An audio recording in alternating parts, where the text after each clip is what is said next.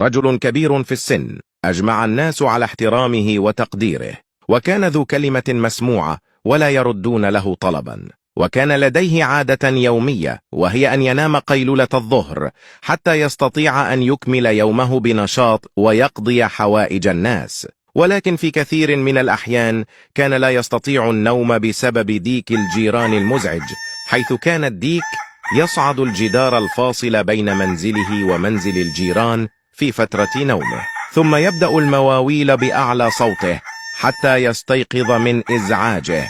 ضج الرجل وغضب كثيرا، وبدأ يبحث عن حل ينهي معاناته مع هذا الديك.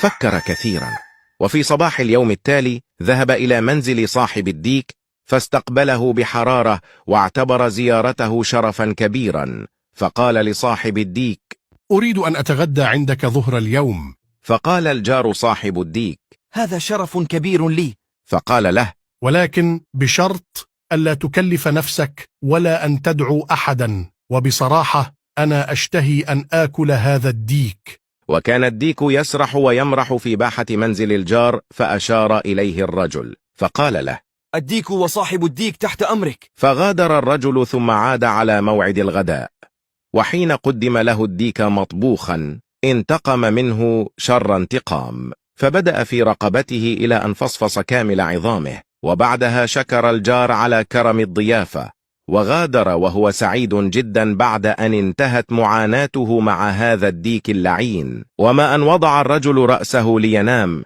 حتى سمع أصواتا غريبة ومختلفة وبنبرة أعلى، فقام الرجل مفزوعا وجرى إلى النافذة، وحين مد رأسه رأى 6 ديكة على الحائط تتجلى جميعها بضرب المواويل، فذهب مسرعا إلى جاره وسأله عن الديوك، وكيف قام بشرائها بهذه السرعة، وكيف صعدت مباشرة على الحائط. وأبدى سخطه وغضبه، خصوصا أنه كان يعاني أشد الإحباط من ديك واحد، فكيف ب6 ديوك؟